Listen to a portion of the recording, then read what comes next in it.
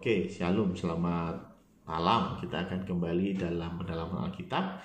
Dan sebelum kita mulai, mari kita tundukkan kepala. Tuhan, terima kasih untuk kesempatan kita kembali menggali Alkitab. Dan biarlah Engkau yang pakai media yang ada untuk membuat kami mengerti akan kebenaran firman Tuhan. Hanya di dalam nama Tuhan Yesus kami berdoa.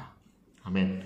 Oke ya, saya hari ini mau mengangkat satu tema yang menarik karena hari Minggu kemarin videonya memang belum keluar ya, karena sedikit problem di kamera ya, sehingga filenya masih dikumpulin ya.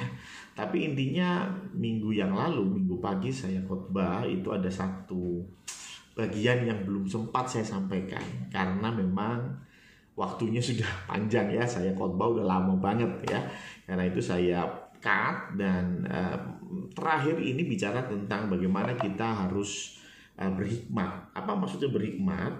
Kita harus punya pengetahuan, atau kita harus pinter, kita harus mikir ya. Kita jangan orang bebal yang nggak mau dikasih tahu gitu ya. Nah, apa itu berpikir, apa itu belajar ya. Nah, konteks belajar adalah bukan berarti kita selalu tidak berubah. Salah ya. Yang tidak berubah itu Tuhan Yesus ya. Kasihnya kepada kita nggak berubah. Tapi bicara tentang cara pandang kita, pikiran kita, itu sangat-sangat normal kalau kita berubah. Jangan dikira ketika kita berubah pandangan, berubah cara berpikir, maka disebut tidak berhikmat. Bukan. Orang yang berhikmat itu pikirannya berkembang. Pikirannya senantiasa berubah, tentu dalam arti yang lebih baik ya. Nah, karena itu kita mau belajar dari satu tokoh yang saya rasa ini kitab hikmah yang luar biasa di dalam Alkitab ya, yaitu kitab Ayub. Kita perlu tahu bahwa di Alkitab ada 3 kitab hikmat. Yang pertama adalah Amsal, yang kedua Pengkhotbah, dan yang ketiga yang kitab hikmah yang paling top adalah Ayub ya. Nah, Ayub ini diperkirakan ditulis oleh Musa ya, jadi kurang lebih 3.500 tahun yang lalu ya. Dan kisah ini bercerita tentang satu tokoh namanya Ayub ya. Ayub di dalam Ayub 1 ayat yang pertama dikatakan dia berasal dari Uz ya. Ada seorang laki-laki di tanah Uz bernama Ayub ya. Orang itu saleh dan jujur, ia takut akan Allah dan menjauhi kejahatan. Jadi si Ayub ini orang Uz. Ada yang berkata Uz itu Israel atau tanah Kanaan bagian selatan ya. Jadi ada yang mengatakan bahwa ini bukan orang Israel. Kenapa? Sekali lagi ya, ini yang menulis adalah Musa. Kemungkinan ini dihikmahkan oleh Tuhan, bicara tentang satu orang yang bukan dari keturunan Israel ya. Kemudian Ayub 1 ayat 22 ini bicara tentang bagaimana Ayub yang punya banyak sekali harta. Zaman itu tentunya harta itu kambing, lembu, domba gitu ya. Ternyata habis semuanya habis, anak-anaknya pun mati. Dan Ayub 1 ayat 22 berkata demikian, dalam kesemuanya itu Ayub tidak berbuat dosa dan tidak menuduh Allah berbuat yang kurang patut. Ya, jadi Ayub ketika hartanya semua habis, dia tidak berbuat dosa, dan lebih dijelaskan lagi bahwa tidak menuduh Allah berbuat yang kurang patut. Jadi tidak ada pikiran buruk kepada Allah ya.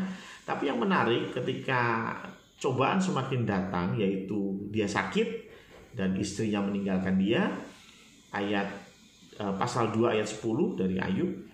Tetapi jawab Ayub kepadanya, engkau berbicara seperti perempuan gila, ini kepada istrinya ya.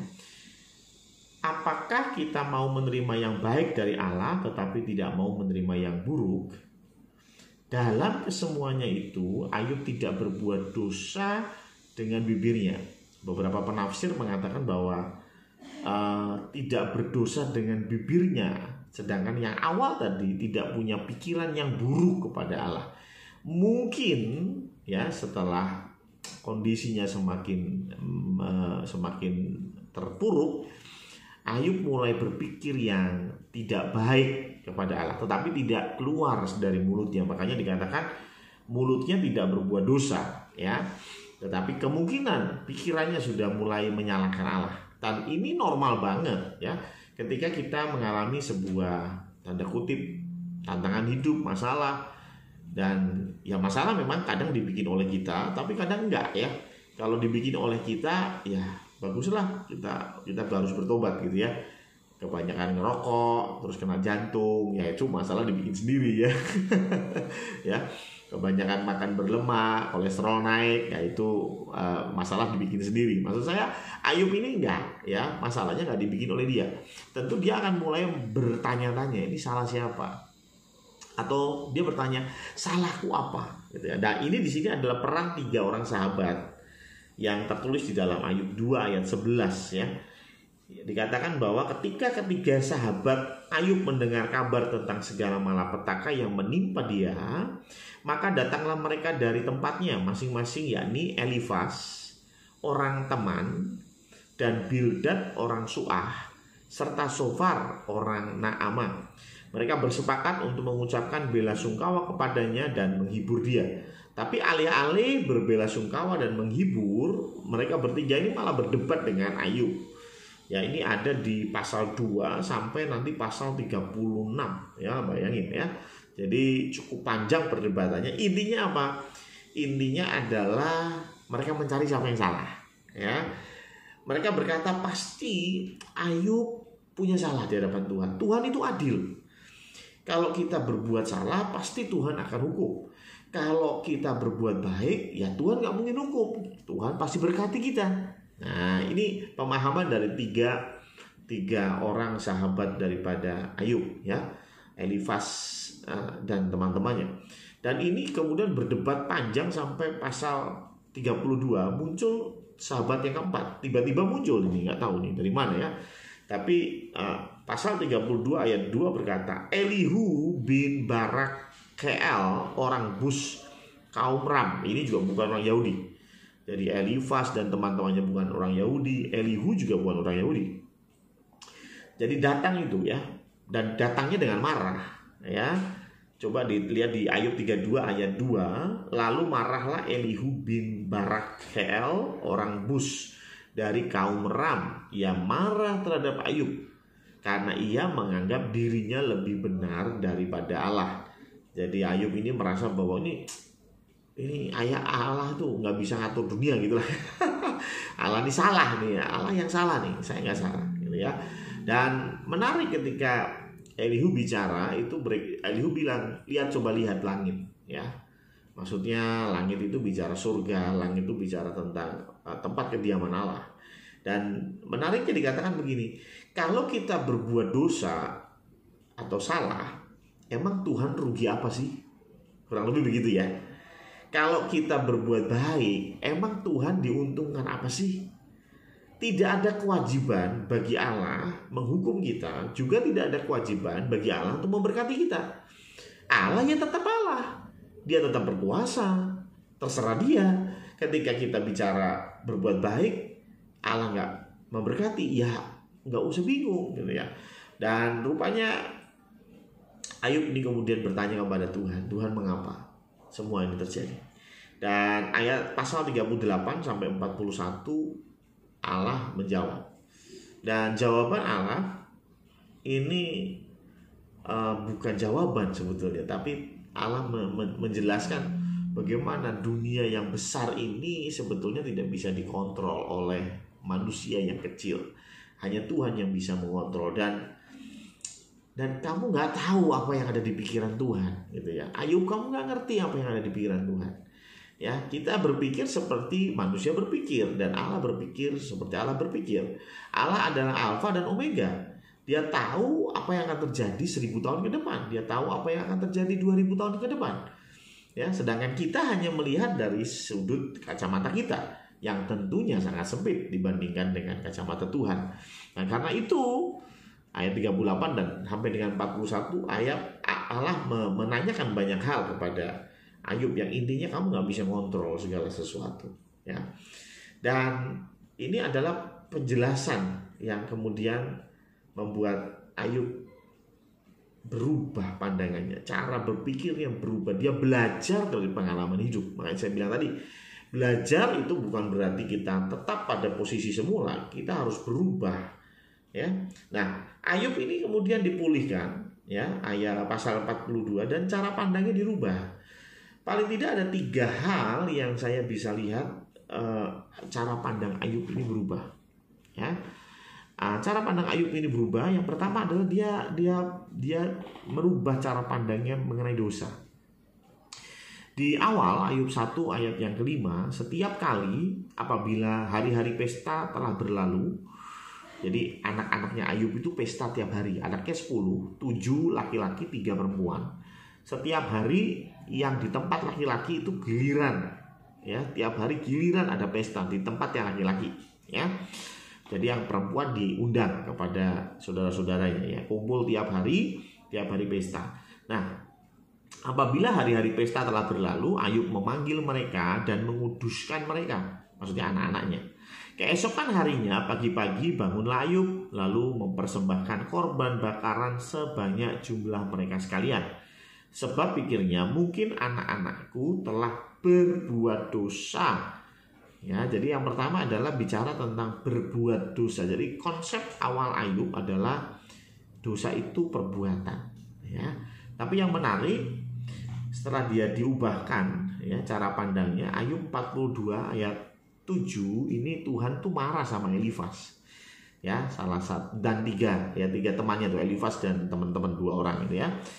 Tuhan marah, ya, dan itu tertulis di Ayub 42 ayat 7. Setelah Tuhan mengucapkan firman itu kepada Ayub, maka firman Tuhan kepada Elifas, orang teman, murkaku menyala terhadap engkau dan terhadap kedua sahabatmu, karena kamu tidak berkata benar tentang aku, seperti hambaku Ayub. Nah, ayat yang ke-10, lalu Tuhan memulihkan keadaan Ayub setelah ia meminta doa untuk sahabat-sahabatnya. Jadi Ayub yang kasih korban bakaran untuk sahabat-sahabatnya, ya. Jadi menarik, awal Ayub memberikan korban untuk anak-anaknya, khawatir kalau anak-anaknya melakukan dosa. Tapi di sini Elifas dan kedua temannya tidak melakukan dosa, tapi dosa perkataan, ya. Maka dari itu Ayub meminta doa untuk ketiga temannya karena perkataan. Jadi Ayub belajar di situ bahwa dosa tidak hanya bicara tentang perbuatan, tetapi juga perkataan, pikiran itu juga dosa. Dan bukankah Tuhan juga berkata demikian? Kalau kita sudah membenci seseorang, itu sebetulnya kita sudah berdosa, ya. Nggak usah sampai membunuh, ya. Memang ada ayatnya jangan membunuh, tetapi Tuhan bilang kalau kita membenci saudara kita itu sudah dosa. Membenci itu kan di dalam hati, ya. Orang membenci nggak harus ngomong, ya. Orang membenci di dalam hati dan itu tetap dosa, ya. Ini hikmat yang Tuhan berikan kepada Ayub. Dan yang kedua, cara pandang terhadap wanita. Coba perhatikan Ayub 1 ayat 4. Anak-anaknya yang lelaki biasa mengadakan pesta. Jadi yang lelaki aja yang mengadakan pesta di rumah mereka masing-masing. Artinya laki-laki punya rumah masing-masing menurut giliran, dan ketiga saudara perempuan mereka diundang untuk makan dan minum bersama-sama mereka.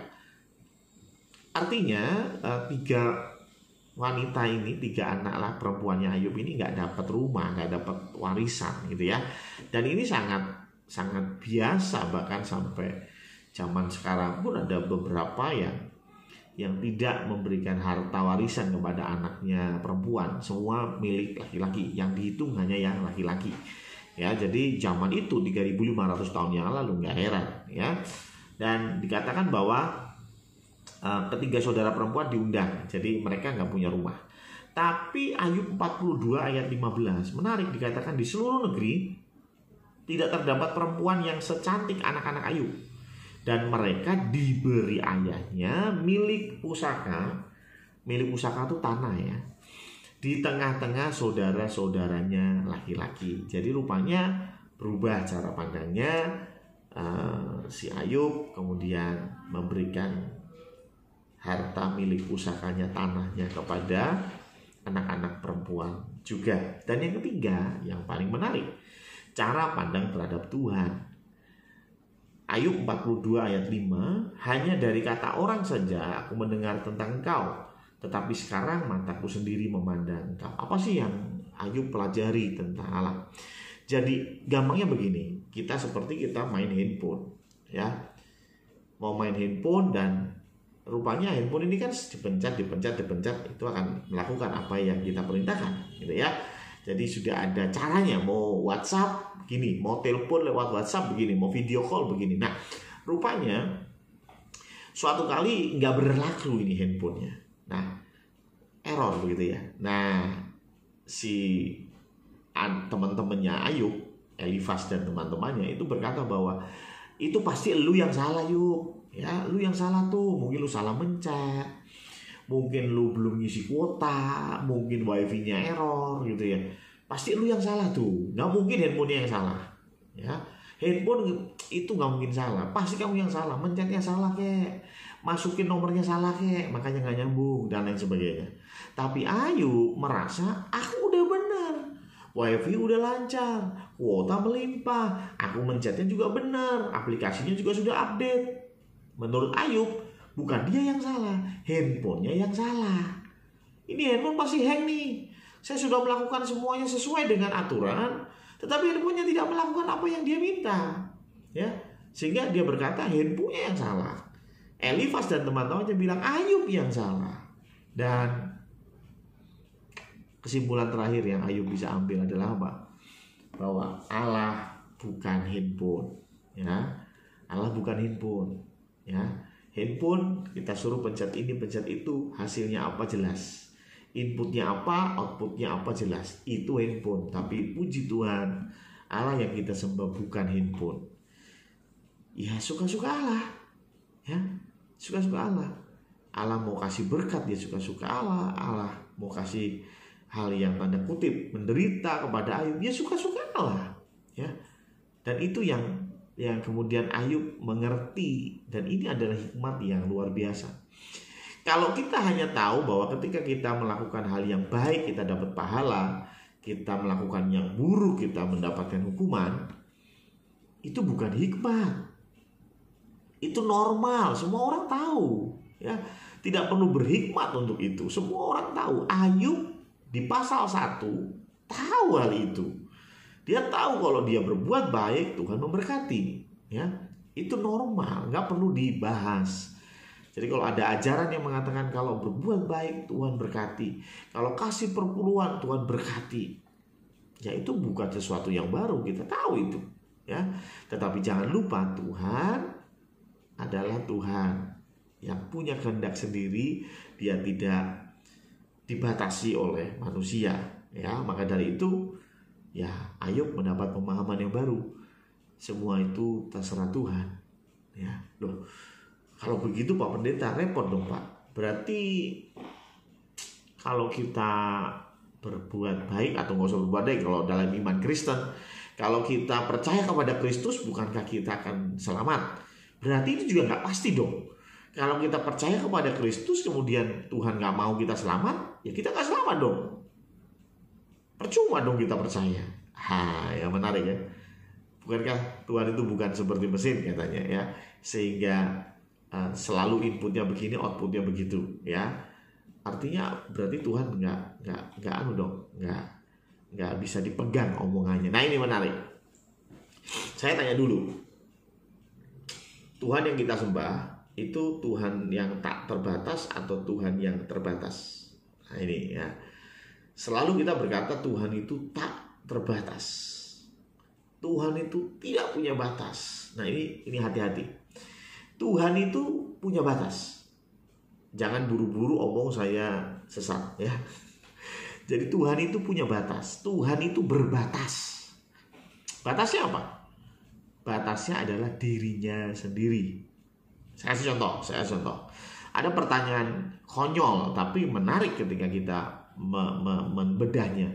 Kalau Tuhan itu maha kuasa, bisa nggak Tuhan menciptakan Allah lain yang lebih hebat dari dia? Ayo, kalau kita bilang bisa, ya berarti Allah bukan yang paling hebat dong, ya, karena dia bisa menciptakan Allah lain yang lebih daripada dia. Kalau kita bilang nggak bisa, berarti Allah tidak maha kuasa. Betul kan? Ya, atau ada pertanyaan lain, bisa nggak Tuhan menciptakan sebuah batu yang sangat besar sampai-sampai Allah sendiri nggak bisa ngangkat? Ya kan, repot ya. Kalau dikatakan bisa, Tuhan bisa menciptakan batu yang besar banget, tapi kan endingnya apa? Allah tidak bisa angkat, berarti Allah terbatas dong. Nah, hal semacam ini harus dipahami bahwa Allah yang kita sembah, Tuhan yang kita sembah, ini berbatas. Tapi batasannya adalah dirinya sendiri. Maksudnya apa? Ya tadi itu. Bisa nggak Allah menciptakan Allah lain yang lebih besar dari dia? Loh, bisa, tapi dia nggak akan lakukan itu. Kenapa? Ya karena batasannya adalah dirinya sendiri. Paham ya? Allah bisa nggak ciptain batu yang besar banget sampai dia sendiri nggak bisa angkat? Ya bisa, tapi nggak akan mungkin dia lakukan itu. Kenapa? Karena itu melebihi batasnya, yaitu apa? Batasi dia sendiri. Nah, batas daripada apa yang Tuhan janjikan kepada kita itu ada di firman Tuhan.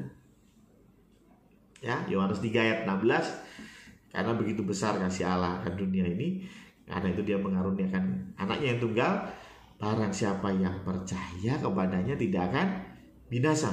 Barang siapa yang percaya kepadanya tidak akan binasa. Ini statement yang keluar dari Tuhan. Karena itu, ini batasannya. Karena itu kalau kita percaya, pasti kita selamat. Tuhan nggak bisa membuat kita tidak selamat. Loh, kok nggak bisa? Kenapa? Kan Tuhan Maha Adil. Ya nggak bisa, karena dibatasi oleh kata-katanya sendiri. Paham ya? Ya, dibatasi oleh kata-katanya sendiri. Seperti saya contohnya, saya bilang, Mbak Novi, saya pinjam uang 1 juta. Besok saya bayar. Kalau besok saya nggak bayar, berarti saya itu melanggar apa sih? Melanggar kata-kata saya sendiri. Betul nggak? Bukan melanggar Mbak Novi. Mbak Novi nggak minta besok dibayarnya. Tapi saya yang bilang, Mbak Novi saya pinjam uang 1 juta, besok saya bayar. Berarti ketika besok saya nggak bayar, berarti yang saya langgar bukan Mbak Novi, bukan kata-katanya Mbak Novi, tapi yang saya langgar adalah kata-kata saya sendiri, batasan saya sendiri. Nah, Tuhan tidak akan keluar dari batasan yang sudah Dia tentukan sendiri. Jadi jangan khawatir, jangan ragu. Berarti begitu orang Kristen berarti sama dong, insya Allah juga dong kalau masuk surga. Ya, moga-moga masuk surga. Atas seizin Allah masuk surga. Enggak. Tuhan sudah jelas kasih batasannya. Kalau engkau percaya, maka engkau tidak akan binasa, melainkan hidup yang kekal. Itu adalah batasan. Itu mengikat. Bukan hanya mengikat kita, mengikat Tuhan. Kenapa? Karena itu kata-katanya Tuhan. Sekali lagi, Tuhan dibatasi oleh dirinya sendiri. Sehingga ketika Tuhan berkata bahwa rancanganku adalah rancangan penuh damai sejahtera, bukan rancangan kecelakaan. Loh, Ayub buktinya? Iya, tapi kan belum selesai. Buktinya ketika selesai hidupnya Ayub, rancangannya bukan rancangan kecelakaan kan? Rancangannya adalah rancangan hidup penuh damai sejahtera. Hidup yang semakin belajar mendekatkan diri kepada Tuhan, mendapatkan pemahaman yang baru, memperoleh hikmat yang daripada Tuhan. Ya, sama halnya dengan kita juga. Jadi kalau kita merasa hari-hari ini berat, ya jangan khawatir, Anda baru melihat depannya, belum di akhir dari hidup kita. Ya, mungkin hari ini berat, mungkin kita melihat, aduh kok kayaknya ayatnya nggak pas deh. Ya, ngomongnya ayatnya bukan kecelakaan. Nah, ini kemarin saya baru nabrak motor, kecelakaan. Ya, kemarin saya jalan kaki disosor soang, kecelakaan. Ya, kayaknya hidup kita kasihan begitu ya. Tetapi sekali lagi itu belum akhir. Ya, mungkin Anda berada di dalam kondisi yang Tuhan mau kita belajar. Ya, Tuhan mau kita semakin berhikmat seperti Ayub yang semakin berhikmat, dan itu semua untuk kemuliaan Tuhan. Saya teringat dengan satu kisah bagaimana ada seorang yang buta, dan kemudian murid-murid Tuhan Yesus bertanya kepada Tuhan Yesus, Tuhan Yesus, itu yang salah siapa? Ya, orang itu buta, siapa yang salah? Dia yang berdosa, orang tuanya yang berdosa, yang mana? Gitu ya. Nah, ini biasanya kita begitu ya, ketika ada masalah muncul, kita bertanya siapa yang salah. Sama halnya dengan murid-murid Tuhan Yesus. Tapi yang menarik, Tuhan Yesus berkata, bukan dia yang salah, bukan orang tuanya yang berdosa, tetapi ini semua supaya nama Tuhan dimuliakan. Dan betul, Tuhan Yesus menyembuhkan orang buta itu, dan orang buta itu memuliakan Tuhan. Jadi artinya kita belum selesai, hidup kita belum finish. Kalau kita masih melihat tantangan di depan mata, jangan khawatir. Tuhan janjinya ya dan amin. Tuhan gak akan bisa melanggar janji. Bukan gak bisa, karena memang janji itulah yang membatasi Allah itu sendiri. Amin. Ya, saya kira kita bisa belajar dari Ayub supaya kita menjadi orang-orang yang berhikmat. Terkadang kita sudah melakukan banyak hal yang positif, tetapi sepertinya tidak ada bantuan dari Tuhan. Semua sepertinya sia-sia. Ngajarin orang mengenal Kristus kayaknya percuma, ya. Mendidik anak-anak dari sekolah minggu, remaja, digondol sama wewe gombel pindah agama, ya. Kelihatannya pekerjaan kita sia-sia, tetapi saya terlalu yakin ketika Tuhan sudah mengutus kita, maka firman Tuhan tidak akan kembali dengan sia-sia, pasti mengerjakan hal-hal yang luar biasa. Itu dari saya, PA malam hari ini. Tuhan Yesus memberkati. Mari kita tundukkan kepala, kita berdoa. Tuhan, terima kasih untuk pendalaman Alkitab yang sudah kami bahas, dan biarlah kami diberikan hikmat daripada Tuhan, sehingga kami semakin mengenal siapa Tuhan yang kami sembah. Jadi dalam nama Tuhan Yesus kami berdoa. Amin. Tuhan memberkati.